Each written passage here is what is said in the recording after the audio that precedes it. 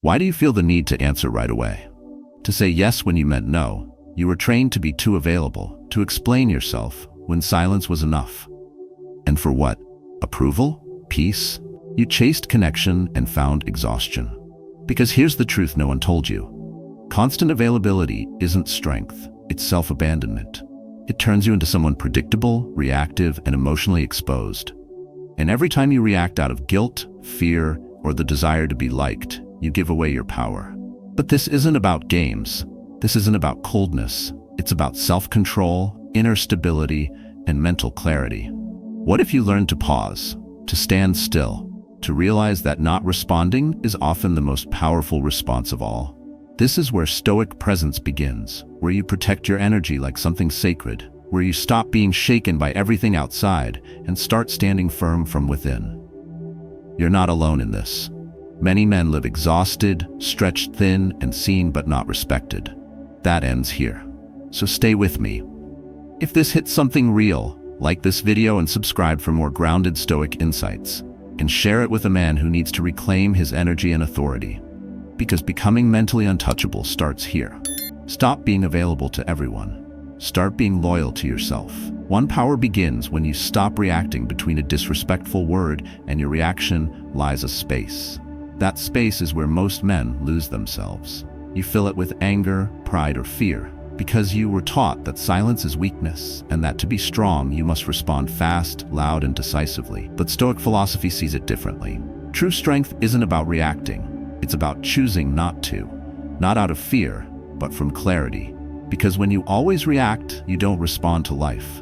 You surrender to it. Every man has been there.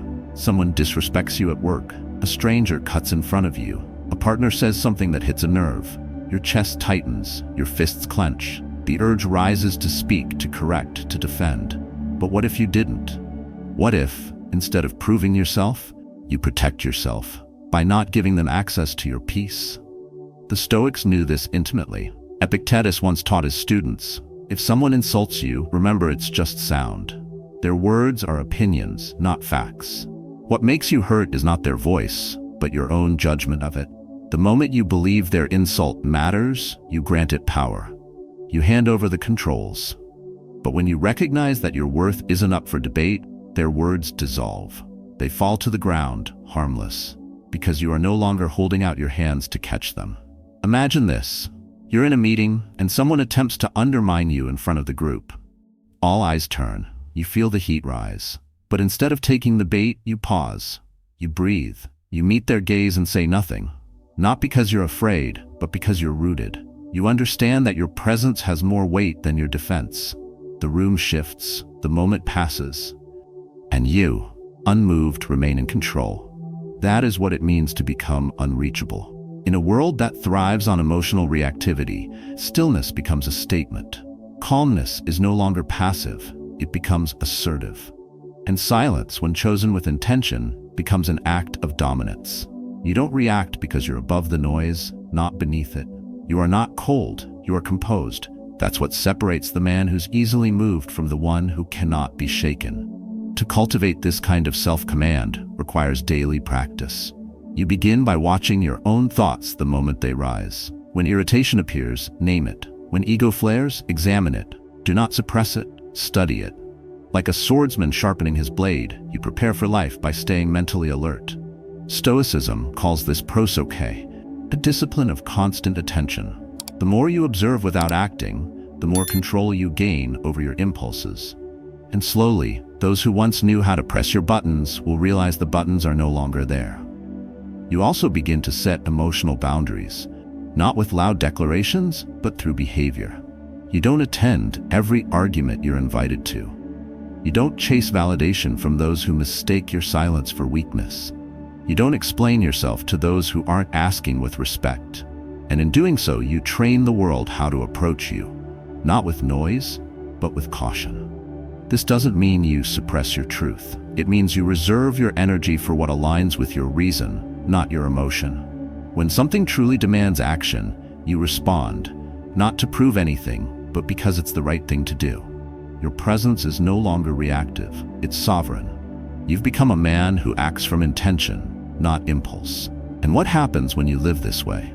You become untouchable, not because you built walls, but because you've emptied yourself of need. You don't need to be liked. You don't need to be right. You don't need to be understood to feel valid. And that, ironically, is what makes people respect you, because men who no longer chase approval command it by nature. So the next time someone provokes you, don't rush to prove your worth. Remember, the man who reacts is ruled. The man who pauses, who chooses, who remains grounded, he rules himself, and nothing outside him can touch that. Your power begins not with action, but with what you refuse to let control you. Stillness isn't surrender, it's the start of sovereignty. 2. The less they know, the more they chase. There is a quiet difference between being mysterious and being secure. One manipulates attention. The other simply no longer needs it. You don't hold back because you want to be pursued. You hold back because not everything deserves your energy. And when a man reaches that level of clarity, something shifts. He no longer needs to perform, persuade, or project anything. His presence alone carries weight. Not because he demands it, but because he no longer tries. You've seen both types. The one who plays games hides pieces of himself to stir curiosity and times his responses to create an illusion of value. Then there's the other, still, grounded, uninterested in theatrics. He speaks little but sees much. He listens more than he reveals. He doesn't chase attention or avoid it. He simply exists in his truth, unaffected by how others perceive it. This second man, the Stoic, is not hard to reach because he hides. He's hard to reach because he is full of principles, of calm, of intent. Think of a mountain. It doesn't shout, it doesn't move to be seen, it doesn't rearrange itself for admiration. It stands, silent, unwavering, complete. And yet people come from all directions to witness its stillness. Not because it asked them to, but because something about that silent magnitude commands respect. That is what it means to be unattainable, not through tricks, but through presence. In Stoic practice, this begins with letting go of the need to explain. You start by asking yourself, who really needs to know this? If someone misunderstands you, does that misunderstanding change your truth? If they misjudge your silence, does that define your integrity? When your peace becomes more important than your reputation, you begin to step into a different kind of power. Not the power that shouts, the power that doesn't have to. There are moments when life will test your need to be understood. In relationships, you may be asked to explain every mood. At work, your quiet may be mistaken for weakness. In friendships, your distance may feel like rejection. But the man who is anchored in reason doesn't rush to justify. He is not cold, but he is clear. He respects others, but not at the cost of his own stillness. And in that stillness, he becomes magnetic. Not because he's trying to be, but because people are drawn to what they can't control. The world teaches you to be transparent at all times, to show your thoughts, to share your feelings, and to narrate every move. However, overexposure leads to erosion. When everyone has access to every part of you, you lose shape. You become scattered. The Stoic protects his center. He reveals himself only to those who've earned the right to witness, not because he's guarded, but because he's grounded. This doesn't mean becoming detached or indifferent. It means you know the weight of your words and don't waste them. You know that not every silence needs filling. You know that people's curiosity isn't your responsibility. And more importantly, you know that your value is not built by performance, but by discipline. You don't become unreachable by pretending to be special. You become unreachable because you no longer try to be chosen. You've already chosen yourself. Practical Stoic habits sharpen this edge. Daily journaling strengthens self-awareness. Morning reflection prepares your inner stance before the world tests it. Practicing measured responses, pausing before speaking, evaluating whether a reaction is truly necessary, builds mental muscle. And the habit of saying less, especially when provoked, gives your words gravity. When you speak less often, people listen more carefully. Not because you're controlling them, but because you've controlled yourself. There will be times when you're tempted to clarify, to explain, to defend your honor in front of someone who misunderstands your silence. Let it pass. Silence is not surrender. It's a statement. And when you've trained yourself to be okay with being misunderstood, that's when your presence becomes powerful. That's when people sense you're not here to be decoded.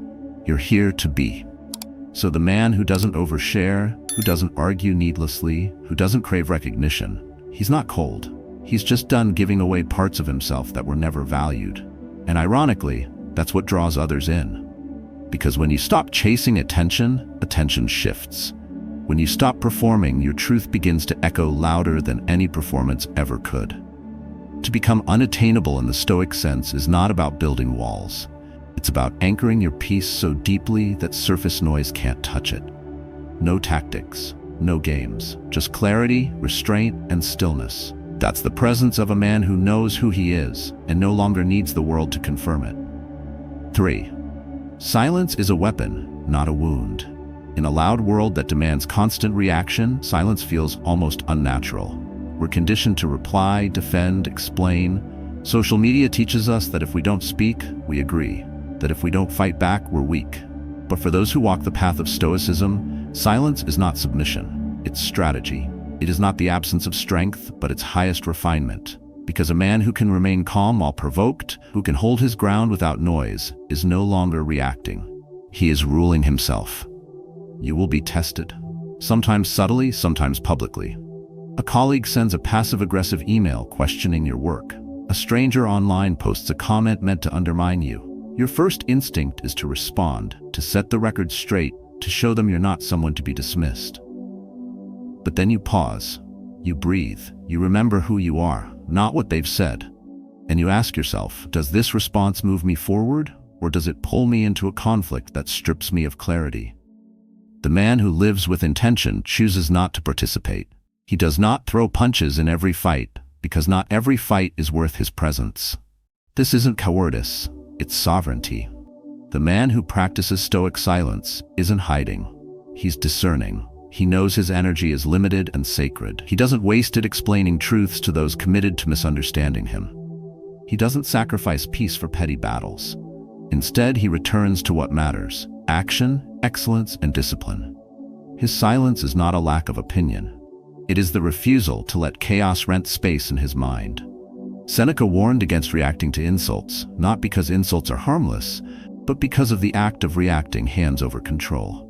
It forces you into a performance, one written by someone else. Epictetus reminded his students that opinions only hold power when we give them weight. If someone says something false about you and you erupt, you confirm their power. But if you remain still, they speak into a void. Their words collapse without fuel. Silence, when rooted in awareness, becomes a shield. It protects your energy, your clarity, and your path. You are not pretending not to care. You are choosing what deserves your care. This is not detachment, it's discipline. The discipline to stay centered when others spin. The discipline to speak only when the words serve truth, not ego. The discipline to understand that most noise is not worthy of your voice. Practical Stoic training builds this strength daily. Begin with morning stillness before the noise of the world reaches you. Sit with your thoughts, observe them. Don't argue with them, just watch. When you face provocation, practice the pause. Count to 5. Breathe deep. Ask yourself, will this matter in a week, in a year, or am I feeding a moment that doesn't deserve to grow? Then let it pass. Not out of fear, but from power. Because not reacting is often the most decisive act you can take. This mindset transforms how others perceive you. They notice your stillness, your lack of reactivity, your refusal to be pulled into trivial emotion. And they adjust. Because people test what seems unguarded. They press where they find buttons. But when those buttons no longer trigger you, the game ends. The power shifts, not because you fought harder, but because you didn't show up to the arena. You stood outside, whole, calm, unreachable. And you will feel the urge to respond, the temptation to prove your side, clarify your name, and show strength.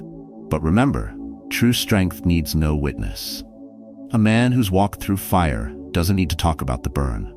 He carries it in how he walks, in how little he reacts, in how much he sees, and how little he says. So next time you face disrespect, remember the man who holds the silence is the one who holds the power. Speak when it matters. Stay quiet when it doesn't. Not because you are weak, but because you are no longer moved by noise. The world will call you cold. Let them. The fire you protect is not for display. It is for direction. Speak only when the words carry weight. Until then, stay still, stay sharp, stay sovereign. You've made it this far, and that already sets you apart. Most people click away the moment the noise fades. But you stayed, you listened, you reflected. That takes strength. And if you've come this far, don't stop now. This path, the one of inner stillness, quiet strength, and disciplined wisdom, it's not for the crowd.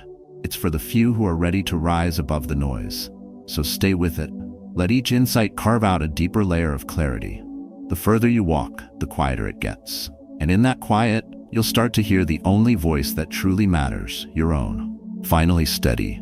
4. Emotional control is true strength.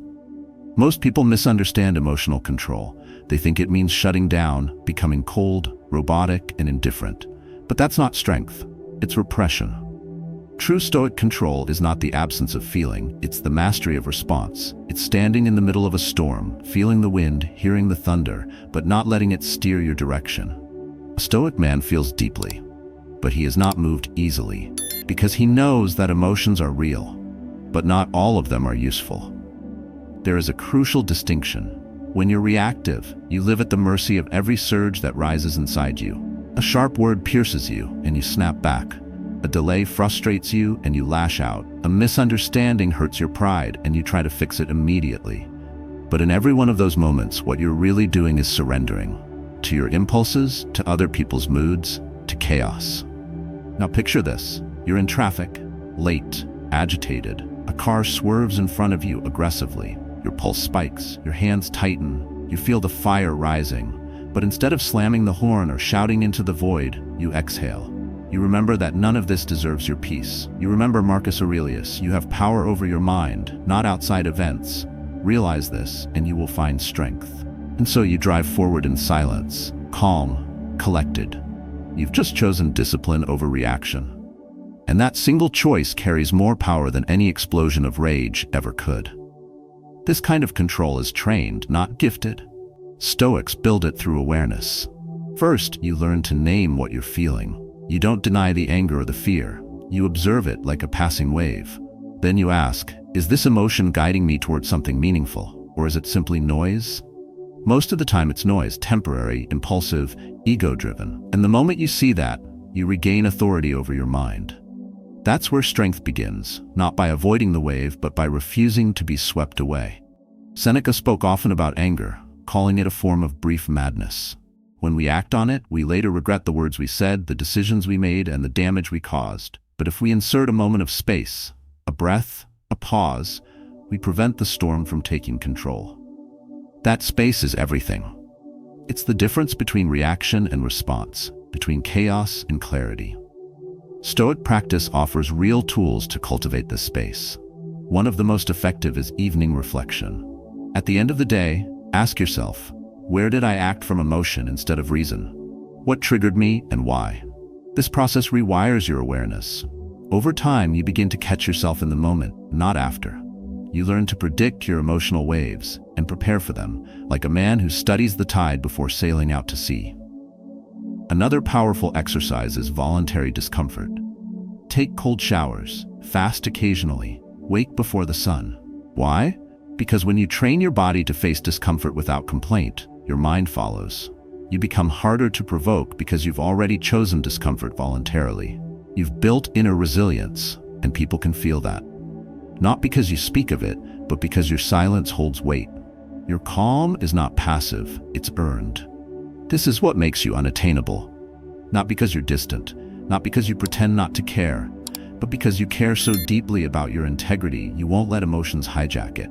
You don't collapse at every conflict. You don't react to every slight. You don't chase people just to feel whole. You stand still, and in doing so, you become untouchable. Not in arrogance, but in stability. This doesn't mean suppressing what you feel. It means knowing when those feelings are helpful and when they're just noise. It means understanding that peace doesn't come from being numb, but from being grounded. So when someone disrespects you, you don't explode. You evaluate. When you're disappointed, you don't spiral. You recalibrate. Your emotions still rise, but they no longer rule. And that, in this world, is rare. A man who can feel but not flinch, who can hurt but not lash out, who can be misunderstood and still remain steady. He is not hard to reach because he hides. He's hard to reach because he's centered. No amount of pressure can push him off balance, because his strength doesn't come from dominance, it comes from discipline. So let others confuse control with coldness. Let them label your restraint as detachment. You don't owe them an explanation. What you owe is to yourself, to live from reason, not reaction. To hold the line when others fold, to lead with calm, and to walk away from what doesn't deserve your fire. Emotional mastery is not a performance, it's a practice. Quiet, relentless, unshakable, and the men who live by it don't need to be feared. They're already respected. 5. Respect begins with boundaries. Respect doesn't arrive with noise. It doesn't respond to demands, nor is it earned through forced explanations. It's shaped quietly, through what you allow, what you tolerate, and most importantly, what you walk away from. A man's boundaries are not drawn in words. They're built in silence, with discipline. And over time, they become the outer walls of his self-respect. Most men are taught to be agreeable, flexible, and always available. They're conditioned to believe that saying yes makes them likable, and that declining makes them selfish. But there's a cost. Because every time you say yes to what depletes you, you say no to your own clarity. And over time, your identity erodes, not in one loud collapse, but in quiet concessions. You start showing up for others more than you show up for yourself. And the world notices, not with admiration, but with entitlement. The Stoics warned against this erosion. They didn't shout about boundaries. They lived them. Epictetus once said, "If you want to improve, be content to be thought foolish and stupid." He knew that setting limits would disappoint others, that it might draw criticism. But he also knew that the approval of others isn't the compass of a life well lived. It is your own judgment, calm, reasoned, rooted in virtue, that should shape what you permit into your life. Brené Brown, a researcher on vulnerability and courage, once said, "Daring to set boundaries is about having the courage to love ourselves, even when we risk disappointing others." And that risk is real. Picture this. Your close friend asks for your time, for the 3rd time this week. You're exhausted, your schedule is full, but you feel guilt rise, the fear of letting him down, of being seen as unavailable. Still, something within you hesitates, and instead of bending again, you say, "I can't today." There's silence, maybe some tension. But what you've done is more than protect your schedule. You've honored your limits. You've reminded yourself and him that you have a life that deserves structure. This moment is where many men fold. They confuse boundaries with rejection. They fear being seen as distant or cold. But boundaries are not walls built out of fear. They are markers set by clarity. They're not about pushing people away. They're about defining where you end and where the rest of the world begins. In the Stoic mindset, setting boundaries isn't about confrontation. It's about coherence. You don't need to declare your standards with aggression. You simply need to live them. When someone crosses a line, you don't argue. You disengage. When something drains your energy, you don't explain. You step away. And when your time, peace, or values are threatened, you defend them. Not with volume, but with quiet decisiveness. To practice this daily, you start by identifying what truly matters to you. What behaviors, environments, or people compromise your energy or distract your focus. Once you recognize them, set clear internal limits. Decide in advance how much time you'll give, how far you'll stretch, and what you'll no longer explain. This premeditation, called premeditatio malorum in Stoicism, is a mental rehearsal for upholding your standards when the moment comes. Another practical habit is journaling moments when your boundaries were tested. Reflect. Did you stand firm? Did you speak from reason or react from guilt? Over time, this reflection sharpens your clarity. You stop relying on emotion to decide your limits. You rely on principle. And as you live this way, something profound happens. People around you shift. Those who thrived on your availability may drift. But those who respect strength and silence, who recognize conviction over compliance, will stay. Because what remains after boundaries are drawn is not loneliness, it's alignment. With yourself, with your values, with your path. Being unattainable in the Stoic sense doesn't mean you're distant. It means you no longer explain your presence, and you never apologize for your absence. You show up when it matters, and when it doesn't, you stay where you are, unmoved, not to hurt, but to remain whole. This is what makes your presence meaningful, not how often you're seen, but how clearly you stand when you are. So let others speak louder. Let them demand attention. You don't need to compete, you only need to decide. Because in every boundary you hold, you become more defined. Not to be admired, not to be praised, but to stay true to something far deeper than validation, the quiet power of living by your own terms. And that kind of respect, the kind that doesn't need to be asked for, is the only kind worth keeping. 6. Be present, not always available. Being everywhere doesn't make you valuable. It makes you diluted. When you're always available, constantly responding, constantly showing up, your presence stops meaning something. Attention is not the same as respect, and availability is not the same as value. There's a quiet truth here most people don't want to admit. The more accessible you become, the easier it is for others to take you for granted. A man grounded in Stoic discipline understands this. He knows that real strength isn't about showing up to every conversation, replying to every message, or saying yes to every demand. It's about discernment. It's about knowing that your time, your energy, and your attention are finite, and treating them as such, because when your presence is constant, it becomes ordinary. But when your presence is intentional, it becomes impactful. Imagine this. You're in the middle of a deep creative project. You've carved out 2 hours of solitude to focus. 10 minutes in, a text comes through, then an email, then a friend calls just to talk. You answer out of habit, out of guilt, out of a learned reflex that says silence equals disrespect. But what you've actually done is abandon your depth for noise. You've trained others to expect instant access. And worse, you've trained yourself to believe that always being reachable is a virtue. It isn't. Marcus Aurelius guarded his time with the discipline of a soldier. He wrote in Meditations not to let the opinions and distractions of others take over one's mind. He believed in purpose over pressure. And if an emperor bearing the weight of an entire empire could find time for uninterrupted thought, so can you. The Stoic practice here begins with intentional absence. Not to withdraw from life, but to protect your presence. You don't need to disappear. You need to stop scattering yourself across 1,000 interruptions. Create fixed times to check messages. Schedule spaces for solitude. Let silence stretch longer than people expect. Not to be cold, but to be clear. Clear about what you're building. Clear about what you'll allow to enter your mind. People may not understand it at first. They may label it distance, call it arrogance, or misinterpret it as detachment. Let them. Your availability is not an obligation. It's a choice. And that choice is a reflection of what you value. When you no longer react to every call, when you stop rushing to reply just to prove you care, you begin to move from reaction to reason. You act not because someone reached out, but because the timing is right and the response is worth it. The world will push you to be more connected, more responsive, and more present in ways that often leave you fragmented. But Stoicism offers a different rhythm.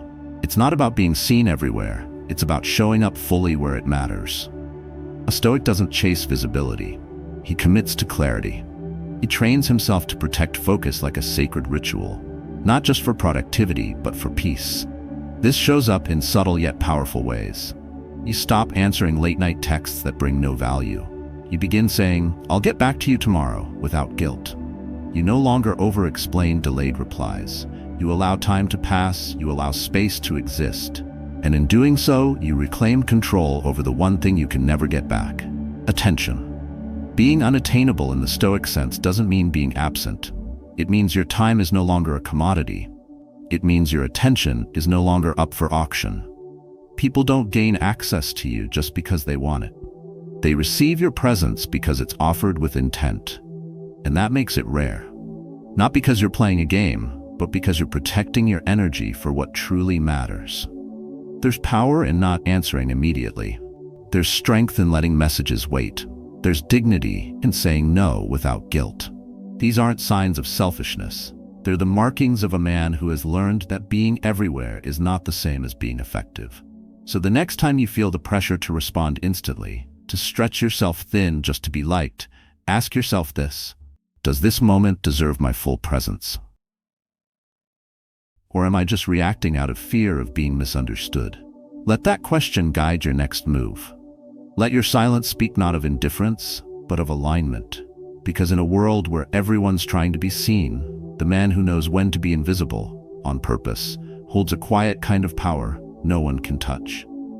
7. Kill the persona, show the man who are you when no one is watching. When there's no audience to impress, no title to protect, no applause to collect, who remains? That man, the one who stands quietly in the absence of validation, is who Stoic philosophy calls you to become. Not a performance, not a projection, but a presence rooted in truth. Because anything built on perception will collapse. Only what's built on principle endures. Epictetus understood this intimately. He wasn't born into power or prestige. He was born a slave, with a crippled leg and no promise of recognition. Yet, even within bondage, he found something invincible, his ability to choose how he responded to the world. While others chased image, he pursued integrity. He didn't pretend to be strong in his body. He became strong in mind. And instead of hiding his past or masking his pain, he stood before his students exactly as he was, unembellished, unashamed, unmoved by how the world might judge him. That is strength. That is freedom. And it has nothing to do with how you appear. The Stoic doesn't seek perfection. He seeks alignment. He doesn't wake up each day asking how to be admired. He asks whether his actions match his values. Because admiration fades, but coherence leaves no cracks. When you speak what you live and live what you believe, you no longer need a persona to protect you. You are already fortified from within. But modern life encourages the opposite. Social platforms reward performance. Workplaces reward image over substance. We're told to package ourselves, smooth the flaws, amplify the wins, mask the struggle. Over time, the mask grows thick. You start becoming what others expect, not who you truly are. And every time you act out of performance, a part of you is lost. Not in some dramatic way, but in the quiet, compounding erosion of self-trust. The Stoic response isn't to rebel with noise. It's to return to stillness. It's to strip away what isn't true, what isn't necessary, what was never you in the first place. You don't need to prove your worth. You need to stop selling it. You don't need to decorate your image. You need to strengthen your core. The man who walks without a mask is not reckless. He's resolved. To practice this, begin by questioning your habits of performance. Ask yourself, am I doing this to be seen or because it's right? Am I saying this to sound impressive or because it reflects what I believe? When you start removing the excess, what remains is clarity, not the illusion of confidence, but the foundation of conviction. Another powerful habit is solitude.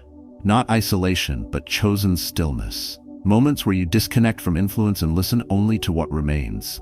In that silence, you will meet parts of yourself long buried beneath expectation. And what you discover may be less polished, less palatable, but far more real. And real always lasts longer than perfect. Stoicism doesn't ask you to withdraw from the world. It asks you to show up authentically within it. But that authenticity comes at a cost. Not everyone will understand you. Not everyone will accept the version of you that doesn't entertain, doesn't impress, doesn't seek attention. Let them walk. The man who stands with himself never stands alone. There's a certain power in being unshakably yourself. When you no longer need agreement to feel right, when you no longer need praise to feel valuable, when you no longer need validation to act with strength, you become untouchable. Not because you're arrogant, but because you've anchored yourself in something the world can't offer and therefore can't take away. You'll notice the shift. Fewer people will approach with trivialities. More will listen when you speak. Your words will slow down. Your actions will sharpen. Your presence will no longer ask to be noticed. It will command respect through stillness, through self-control, through a quiet alignment few possess and many pretend to have. In that space, you won't chase identity. You'll embody it. You'll no longer seek to be perceived as powerful. You'll become powerful by living with integrity, day after day, whether seen or unseen, whether applauded or ignored.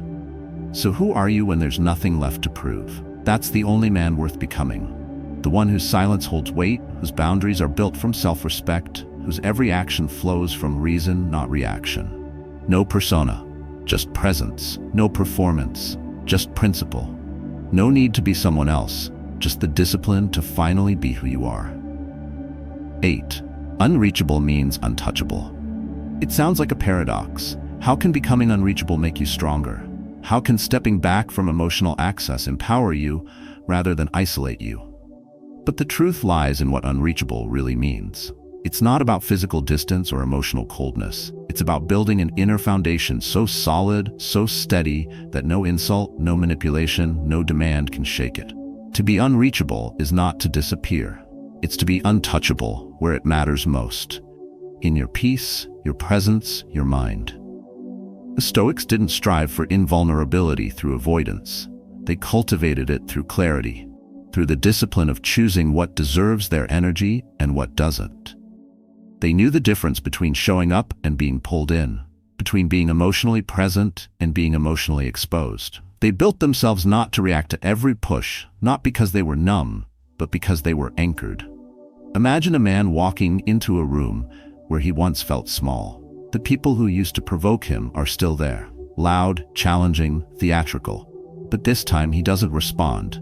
He sees through the performance. He doesn't explain, doesn't defend, doesn't try to win them over. He simply observes, and his silence unsettles them more than any rebuttal ever could.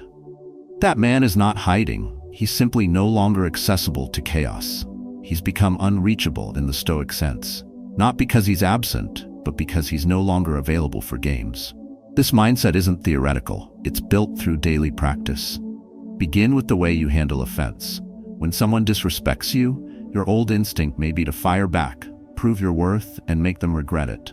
But the Stoic mind pauses. It steps back, not out of fear, but from command. It weighs the value of responding. It asks, does this insult touch my character or just my ego?